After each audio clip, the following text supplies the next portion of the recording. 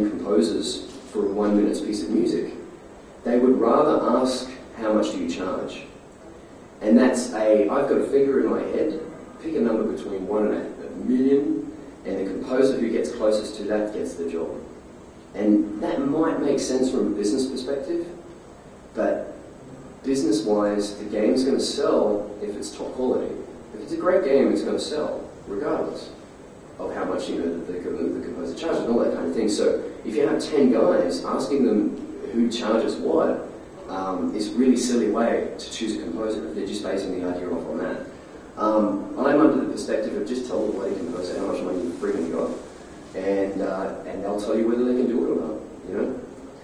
Other ways you can get the cost down if you find that your budget that you've set aside isn't quite what the composer wants to work for, or it's just not feasible or something like that, is sign them for multiple games. If you really like that composer, they will often do it much cheaper if you sign them for more than one game. So if you sign for them for 2 games, they're probably going to do a much cheaper fee. And that doesn't matter if that second game's 10 years down the track, 5 years down the track next year. They will do it for cheaper because they've got a contract there guaranteeing them another job in the future. So it's a great way to get the cost down. Royalties and bonuses are kind of something that's not really existent in games too well. Some companies do like to do a small fee for the composer up front to do the recording and get the music done for the game, and then afterwards they will pay them another bonus when they hit, say, 100,000 units, when they hit 200,000 units, when they hit 300,000 units. So when they sell that many, then they give the composer a little bit more money. It kind of works well too. And flexible deadlines. I'm going to just go to my next slide here. This is the triangle theory. I'm sure some people are quite familiar with this. The idea with this triangle is that you can have any 2 of those points, but you sacrifice the third. So if you look at cheap work, you can get cheap work which is done really, really great. It's wonderful quality, but it won't be done quickly. You can have the work done really, really quickly, which is absolutely fantastic, but it's probably not going to be cheap. See where I'm going with that? Kind of makes sense, right? So if you become flexible with your deadlines and bring the composer on a little bit earlier, so you're not actually pushing your final alpha or beta date, if you bring the composer on a little bit earlier, get them involved then, give them more flexible deadlines, it's going to work out cheaper. So that's some ways to get the costing down. Communicating ideas with the composer.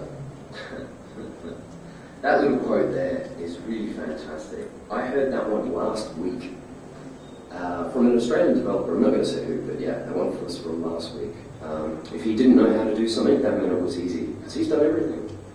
And that was complaining, so yeah, that was interesting. Coming up with ideas, the trickiest part is communicating the sounds that you hear in your head as a developer, designer, producer, whatever. Communicating that to the composer in a language that both of you understand. That's so difficult. Very, very tricky. The best way I kind of find is to find soundtracks, find recordings and other temporary music for the game, that you like the sound of, that you think fits.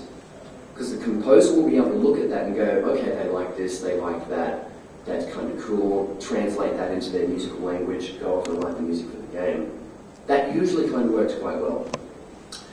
The second point there is just because you like the Foo Fighters doesn't mean it's going to work well for the game. This comes back to what we were talking about earlier with people and their tastes for music.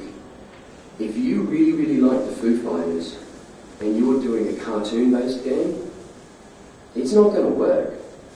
Maybe, I mean, it depends on the project, but the Foo Fighters example is something that's happened recently to myself. These developers actually love the Foo Fighters so much, and we're doing a game, a mystery game. And it was very, very difficult to get them away from the idea of Dave Grohl and his band to go into something that actually fit for the game.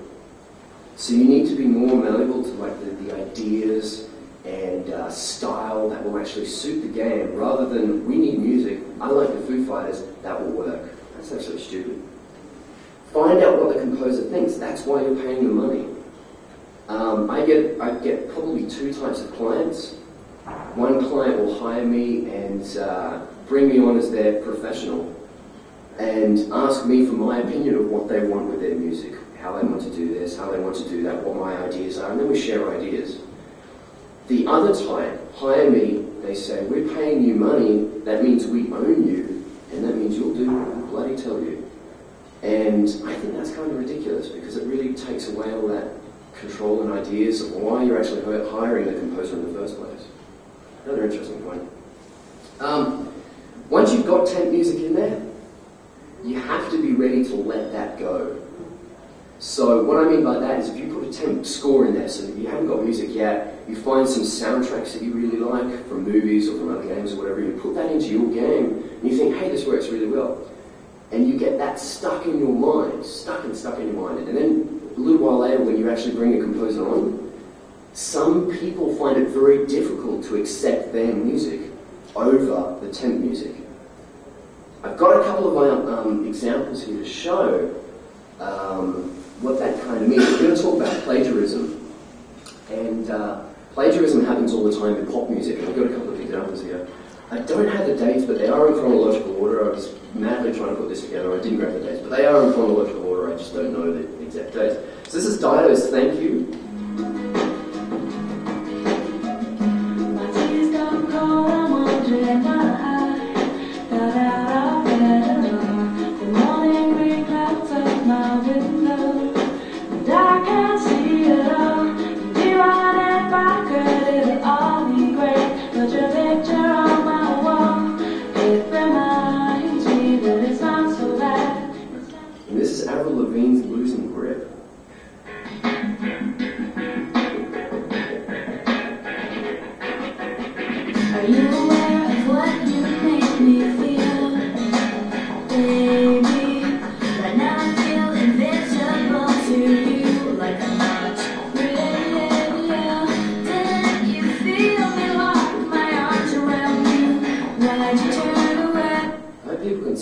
Similarities between them. The melody is basically identical. But then in the same way, this is Avril Lavigne's Complicated. Chill out, what she yelling for? Lay back, it's all been done before. This Vanessa Hudgens, Come Back to Me, which is a recent song, it's 2007. I see you out with all your friends, like clean it up as you pretend. So all she's done there is just gone up on the last note instead of going down. And that's kind of cheap and nasty to me. But anyway, so kind of understand what plagiarism is in music and things. We're going to look at how this works into music now. I probably have a jaded opinion of this, and say what you will, I really don't mind, but I trust the composer over the director or the producer. That's probably just me being arrogant and stubborn and all that type of stuff. I blame the information that the composer was given instead of the composer themselves. If they're a good composer, they should do what the information, they should translate the information into music. So the information that they get from the developers or the director or whatever into music. Not, we love the temp music so much and yours doesn't sound like it anymore. So anyway, to better explain this, because it's kind of hard to explain in words, this is the Stargate theme by David Arnold in 1995.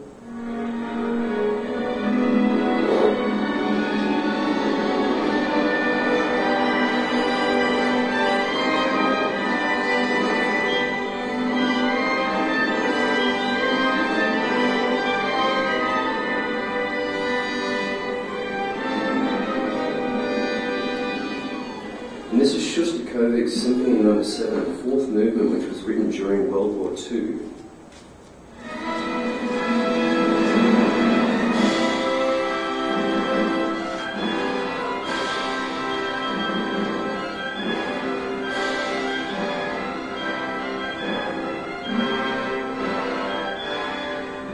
Now I hope everybody can spot those similarities. That's, again, I'm probably being arrogant, but I'm not blaming David Arnold.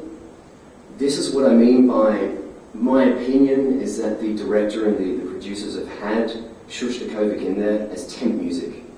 And they've loved that so much, they've knocked back everything that David Arnold has written because it's not close to the temp music. It needs to be closer, closer, closer, closer. So he's just kind of swallowed his morals and ripped it blatantly off. Whether that's the case, or maybe he just sucks as a composer and doesn't have any ideas, who knows? So, now we're going to have a look at another example, and this one is absolutely shocking. Requiem for a Ripoff, I've called this.